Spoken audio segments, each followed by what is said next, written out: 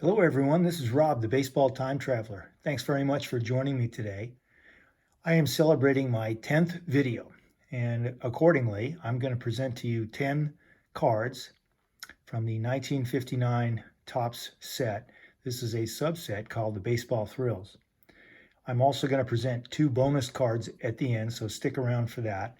And also, I want to do a shout out for 10 channels and then 2 bonus channels, not in any particular order, but since I've been on YouTube now for a little over 2 months, I've really received a lot of great comments, friendly support, and I want to do my best to expand everybody's subscription base the best I can. So without delay, let's get to some of the names of the channels I've been following and they've been following me, and I will post their links in the description below. First off, Vintage Cards, Steve. Clean Cheap Shots, Drew over there. Video Guy 316, that's Doug. Jason at Basement Card Collector. Tom at Souvenir Programs Here. Steve at Vintage on Vintage. Adam in his Vintage Sanctuary. Nothing Fancy Collectibles, and that's Ken. Half Century Collecting Cards is Jason. Rip Fan 8, Steven. Poor Man's Stack, Jason. Psyched on Cards, Tony. And then 2 very well-known YouTubers, and they do tremendous work, but they also spend time commenting on my work. TJMAC, and that's Terry, and Reindeer Studios at Scott. And then in future videos, I'm going to try and shout out as many channels as I can, because I really think it's important that we try and spread the wealth here. There's so many great guys, so many great channels that have so much fun, information, enthusiasm. I could go on and on. All right, so let's get to the cards. This is, as I said, the 1959 Topps subset of Baseball Thrills, and I bought all these cards during 2023 and early 2024. Bought them all ungraded off of eBay at different times, and then finally got my last 2 cards back from SGC a couple of weeks ago, and I wanted to display these cards for you. All right, so without further delay, let's get to the cards. First one is Colavito's Great Catch Saves the Game. Now, Rocky Colavito, I think, is one of the more underappreciated players. He was a 9-time All-Star, hit 20 home runs or more in 11 straight seasons. In 1959, the year of this card, he actually had his best year, I would think, statistically. He was the leader in home runs, tied with Harmon Killebrew at 42. He had 4 home runs in 1 game, which is very select company, and he did that on June 10th, 1959. And another statistic that kind of reflects this card, he was the first in American League history to complete the season without an error. Pretty impressive. Next card is Al Kaline, and Al was a 18-time All-Star, if I recall correctly, and he was the youngest batting champ. He won the batting title in 1955 as a 20-year-old, and only one other 20-year-old won the batting title, and that'd be none other than a fellow Tiger, guy by the name of Ty Cobb. Next, the Duke of Flatbush, Duke Snider, Hall of Famer, 8-time All-Star. He led the National League in home runs in 1956, was a member of the 1955 Brooklyn Dodgers as they won the World Series over the Yankees. And when they moved to Los Angeles, he really became a well-known outfielder in the sense that he played in the Coliseum while Dodger Stadium was under construction, and he was covering a lot of open ground in the Coliseum. Duke of Flatbush, Duke Snider.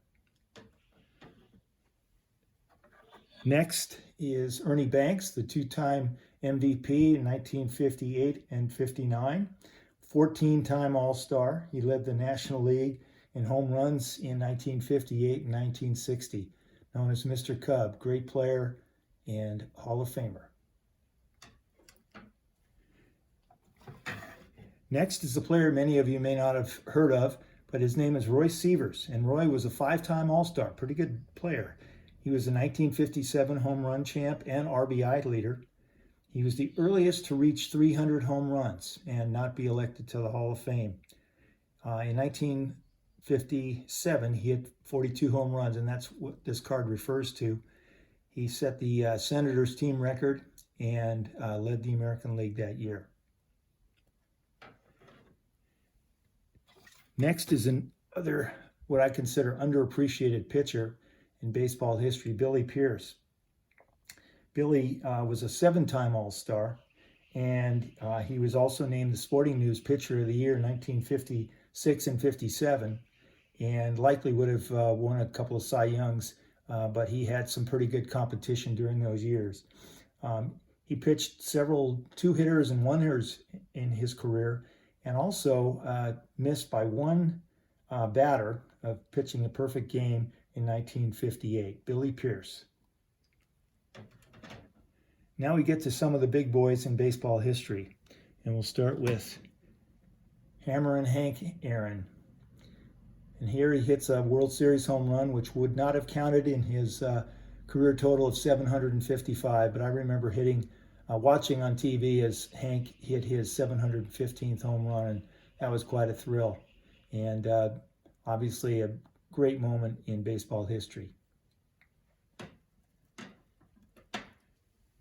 Next is my childhood hero, Willie Mays. And this is a documentation of the famous catch that Willie made in the 1954 World Series Game 1. I did a video on this particular game and player cards video as well. And this is one card that is near and dear to my heart for sure. Next card, another one of my favorite players, Stan the Man Musial, wrapping out his 3,000th career hit. He did this in May of 1958, and an interesting statistic many of you may already be aware, but Stan had an even 1,815 hits in at his home park and 1,815 hits in away stadiums. And Stan's statistics are just phenomenal, and he was not only a great player, but just a great man as well, and so well respected in baseball and in his community. And the final card of the set, and this is the one I most recently received, was Mickey Mantle. It's his 42nd home run, and the mix speaks for itself. Probably the most popular player in the hobby, and had a wonderful career. I would have loved to have seen him play healthy for his career. I think he would have set all sorts of records, but I'm really happy to have this card as well. And what you see remaining there on the desktop is my version of the 1952 Topps Mantle. I don't think it's worth $13 million, but it's in pretty good shape. And then to the far right, there's Willie Mays and his 53 Topps. And the middle panel there refers to a TV series that was only ran one season, but it's called Home Run Derby. And you can find them on YouTube. It's a lot of fun to watch these guys in a kind of a staged stadium. They played a home run contest, and it was in Wrigley Field in Los Angeles. And the season only lasted 1 year because the host of the show, a guy by the name of Mark Scott, sadly suffered a heart attack and died. So they decided to cancel the series from here on out. But you're going to see a lot of great hitters, not only Mays and Mantle, but you'll see Colavito, Killebrew, Frank Robinson, Ernie Banks, Hank Aaron, lots of great stars, and I encourage you to see that. So that's a wrap on this video. I appreciate you taking the time, everybody. And again, support other channels. Take the time to comment. Make sure you hit those like buttons for all those guys because they deserve it. And we're all in this together. Take care, and I'll see you next time.